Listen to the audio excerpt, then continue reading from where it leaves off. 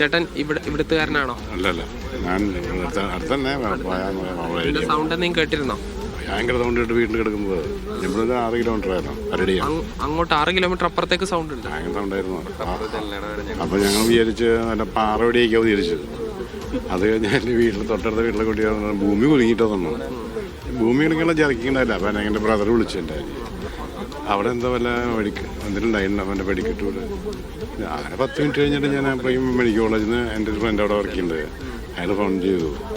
അവിടെ വെടിക്കെട്ട് അപകടമായിട്ട് സംശയം കൊണ്ടുപോയത്. അപ്പോൾ ഞാൻ ഓർത്ത് ഇത് ഒരു 4 കൊല്ലം മുമ്പ് ഇവിടെ ഉണ്ടായിരുന്നല്ലോ, ഉണ്ടായിരുന്നുള്ളത് പോലെ. അങ്ങനെയായിട്ട്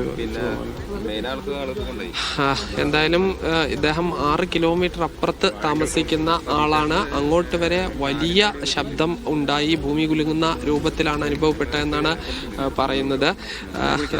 എന്താണ് സംഭവിച്ചത്? ഒരു 3:15 ഞങ്ങളുടെ വീട് തൊട്ടപ്പുറത്താണ്. ഇവിടെ ഈ ഒരു കിലോമീറ്റർ ഇഷ്ടമില്ല. പെട്ടെന്ന് ഒരു ശബ്ദം കേട്ടു. ആദ്യത്തെ ശബ്ദം കേട്ടപ്പോൾ ഭൂമി കുലുക്കാന്ന് പറഞ്ഞത്. രണ്ടാമത്തെ ശബ്ദം കേട്ടപ്പോൾ ഞങ്ങൾക്ക് മനസ്സിലായി ഇത് ഇവിടെ പടക്കശാല. നമുക്കറിയാവുന്ന പടക്കുന്ന വന്ന ശബ്ദമാണ് ഇത്. മെയിനായിട്ട് കാരണം ചൂട് കൂടുതൽ, നമ്മുടെ അന്തരീക്ഷം ചൂട് കൂടുതലുണ്ടാവാം എന്നാണ് വിചാരിക്കുന്നത്. വന്ന വശം തന്നെ ഒന്നും കൂടെ എടുക്കാൻ പറ്റാത്ത അവസ്ഥയിലായിരുന്നു. ഫയർഫോഴ്സിന് വണ്ടി കൂടെ വരാൻ പറ്റില്ല, അത്ര ഇതായിരുന്നു. പെട്ടെന്ന് വന്നിട്ട് അവർ ചേട്ടൻ വന്നിട്ട് തന്നെ അപ്പുറത്ത് തന്നെ അങ്ങോട്ട് നീങ്ങിയൊരു ആളിനെ പെട്ടെന്ന് കൊണ്ടുപോയി.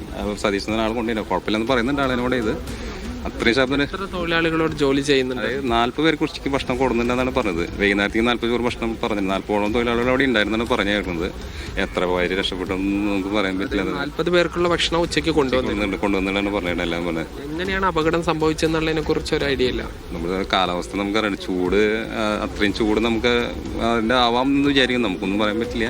എത്ര വർഷമായിട്ട് ഇവിടെ ഈ പ്രവർത്തിക്കുന്നുണ്ട്? കുറച്ച് കാലമായിട്ട് ഇവിടെ ഉള്ളത് തന്നെയാണ്. ആൾ പേര് വെടിക്കെട്ട് തന്നെയാണ്. സതീശൻ തന്നെ തിരുവമ്പാടിക്കും പറവാനൊക്കെ ഒരു കൊല്ലത്തിൽ ആൾ ഒരുമിച്ച് തന്നെ ചെയ്തിട്ടുള്ളതാണ്. ആള് പേരോട് വെടിക്കെട്ടുകാരനാണ്. പക്ഷെ ആളുടെ ഭാഗത്ത് തെറ്റത് ചൂടിന് നമ്മുടെ കാലാവസ്ഥയുടെ കേസ് ഒന്നും. കരാറുകാരൻ ഇവിടെ ഉണ്ടായിരുന്ന ആളെ അപ്പനെ കൊണ്ടുപോയിന്നാണ് പറഞ്ഞത്. ഞങ്ങൾ കണ്ടില്ല. പക്ഷെ ആൾ കൊണ്ടുപോയിട്ട് ഇപ്പോൾ ആൾ മെഡിക്കൽ കോളേജിലുണ്ടെന്ന് പറഞ്ഞപ്പോൾ അവിടെ പറയുന്നത് മെഡിക്കൽ കോളേജിലുണ്ട്.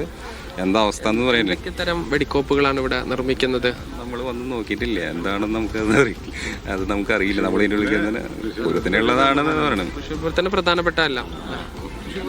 ഇതാണ് ഈ കുഴിമിന്നി, അതോടൊപ്പം തന്നെ ഗുണ്ട് തുടങ്ങിയവയാണ് നമ്മൾ നേരത്തെ ചില ആളുകളുമായി സംസാരിക്കുമ്പോൾ പറഞ്ഞിരുന്നത്. ഈ വലിയ ഗുണ്ടുകളും കുഴിമിന്നി, അതായത് ഭൂമിക്കടിയിൽ നിന്ന് ഈ ചെറിയ കുഴികളാക്കി അതിൽ നിന്ന് വലിയ സ്ഫോടനം നടത്താൻ കഴിയുന്ന തരത്തിലുള്ള വലിയ വെടിമരുന്നുകളാണ് ഇവിടെ നിർമ്മിക്കുക. അതിലേക്ക് ഒരു കുഴിയുടെ സ്വഭാവത്തിലുള്ള ചെറിയ ഈ വസ്തുക്കളിലെ അകത്തേക്ക് സ്ഫോടക വസ്തു നിറയ്ക്കുന്ന ജോലിയാണ് പ്രധാനമായും ഇവിടെ ഉണ്ടായിരുന്നത് എന്നുള്ളതാണ് ഇവിടെ ഉള്ള ആളുകളുമായി സംസാരിക്കുമ്പോൾ മനസ്സിലാക്കുന്നത്. എന്തായാലും അല്പസമയം മുൻപാണ് ഫയർഫോഴ്സ് ഉദ്യോഗസ്ഥർക്കും പോലീസിനും രക്ഷാപ്രവർത്തകർക്കും പൂർണ്ണമായി ഈ ഭാഗത്തേക്ക് എത്താൻ കഴിഞ്ഞത്. ഇനി വേണം അവിടെ പൂർണ്ണമായി തിരച്ചിൽ നടത്താനും മറ്റും. 40 പേർക്കുള്ള ഭക്ഷണമാണ്, ഉച്ചഭക്ഷണമാണ് ഇങ്ങോട്ട് കൊണ്ടുവന്നിരുന്നത്. ഈ 40 പേർക്ക് രാത്രിയിലേക്കുള്ള ഭക്ഷണം വേണമെന്നും പറഞ്ഞിരുന്നു. അതായത് 40 പേർ ഇവിടെ ഉണ്ടായിരുന്നു എന്നുള്ളതാണ് അതിൽ നിന്ന് മനസ്സിലാക്കുന്നത്. എന്തായാലും 12 പേരുടെ മരണം സ്ഥിരീകരിച്ചിരിക്കുന്നു. ചില ആളുകൾ അത്യാസന്ന നിലയിലായി ആശുപത്രിയിൽ കഴിയുന്നു. ഇനിയും ആളുകളെ കണ്ടെത്താനുണ്ട്. അവർക്ക് വേണ്ടിയുള്ള തിരച്ചിലാണ് നടന്നുകൊണ്ടിരിക്കുന്നത്. തീ നിയന്ത്രണ വിധേയമായിട്ടുണ്ട്. ഈ പാടത്ത് ചെറിയ ഷെഡുകൾ നിർമ്മിച്ച ആ ഷെഡിനകത്ത് വ്യത്യസ്ത തരം പടക്കങ്ങൾ, അതോടൊപ്പം തന്നെ ഗുണ്ടുകൾ, ഈ കുഴിയിൽ നിന്ന് വരുന്ന തരത്തിലുള്ള സ്ഫോടക വസ്തുക്കൾ എന്നിവ നിറച്ച് അത് ഈ തൃശ്ശൂർ പൂരത്തിൻ്റെ ഈ തിരുവമ്പാടിക്ക് വേണ്ടി ഈ വെടിക്കെട്ട് നടത്താൻ വേണ്ടി സജ്ജീകരിക്കുന്നതിനിടെയാണ് അതിൻ്റെ അവസാന ഘട്ടം. നമുക്കറിയാം പൂരത്തിൻ്റെ ഈ പ്രവർത്തനങ്ങളെല്ലാം തന്നെ തുടങ്ങി. അത് ഇനി 26-ാം തീയതി ഈ പൂരം അതിൻ്റെ ഏറ്റവും ഉന്നതിയിലെത്തുന്ന സമയമാണ്. ആ വെടിക്കെട്ട് നടക്കുന്നതിൻ്റെ അവസാന ഒരുക്കങ്ങൾ, അത് നിറയ്ക്കുന്നതിൻ്റെ ഒരുക്കങ്ങൾക്കിടയിലാണ് ഈ അപകടമുണ്ടായത്. പ്രാഥമികമായി കടുത്ത ചൂടായിരിക്കാം ഈ സ്ഫോടനത്തിലേക്ക് നയിച്ചത് എന്നാണ് ഈ വിലയിരുത്തുന്നത്. പക്ഷെ അതിൽ ഒരു ശാസ്ത്രീയ പരിശോധനകൾ വേണ്ടിവരും. ഫയർഫോഴ്സിൻ്റെയും മറ്റ് ഈ സയൻറ്റിഫിക്കായ പരിശോധനകളിലൂടെ മാത്രമേ എന്താണ് സംഭവിച്ചത് എന്നുള്ളത് കണ്ടെത്താൻ കഴിയുകയുള്ളൂ.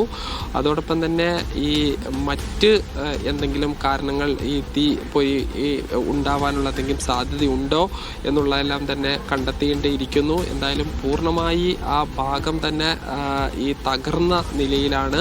ഒരു പാടത്തിന് നടുവിലാണ് ഈ രീതിയിൽ ഈ പടക്കശാല സജ്ജീകരിച്ചിരിക്കുന്നത്. അത് പൂർണ്ണമായും ഛിന്ന ഭിന്നമായ അവസ്ഥയാണ് ഉള്ളത്. ഈ നിങ്ങളൊക്കെ ഈ നാട്ടുകാരാണോ? എപ്പോഴായിരുന്നു എന്താ സംഭവം? ഞാൻ സംഭവ സ്ഥലത്തില്ല, ഞാൻ തൃശ്ശൂരിൽ നിന്ന് ഇപ്പോൾ വന്നുള്ളൂ. നിങ്ങളുണ്ടായിരുന്നോ? ശബ്ദം ഇത് ഞങ്ങൾ ഈ വിഷയം അറിഞ്ഞിട്ട് വന്നത്, ഡീറ്റെയിൽ അറിയില്ല. ഇവിടെ ഇപ്പൊ എത്ര വർഷമായി ഇത് പ്രവർത്തിക്കുന്നു? ഇല്ല, ഒരു 8-9 കൊല്ലത്തിനോട് ചെയ്യുന്നുണ്ട്. വർഷമായിട്ട്. അത് ഈ പൂര സീസണിൽ മാത്രം? അത്രേ ഉള്ളൂ. ഇത് വർക്കിന് മാത്രമായിട്ടാണ് ഇവിടെ കാണാറ്. ഇത് ഈ താൽക്കാലിക ഷെഡ് കെട്ടിയിട്ടാണ്? അങ്ങനെയാണ്. അത് ഇവിടെ ഒരു ചെറിയൊരു ഷെഡ് ഉണ്ടായിരുന്നു ആദ്യം. ആ ഷെഡിലാണ് അവിടെ വർക്ക് ചെയ്തുകൊണ്ടിരുന്നത്. അത് ഈ സീസൺ ആകുമ്പോൾ മാത്രം ആൾക്കാരുണ്ടാവുള്ളൂ, ബാക്കി ഒറ്റാൾ പണിക്കാരുണ്ടാവില്ല. ഈ സീസണിൽ ഉണ്ടാവും. ആദ്യം കൂടുതൽ തൃശ്ശൂർ പൂരത്തിൻ്റെ മാത്രമാണ് ഉണ്ടാവാറ്. ഇതാണ് ഈ സീസണിൽ ഉള്ള ഒരു വർക്കായിരുന്നു ഉള്ളത്. അത് പിന്നീട് ഒരു വലിയ അപകടത്തിലേക്ക് പോകുന്നൊരു സാഹചര്യമാണ് ഉള്ളത്. ഇപ്പോൾ AC മൈദീനും K രാധാകൃഷ്ണൻ MP യും അടക്കമുള്ള ആളുകൾ വരുന്നുണ്ട്.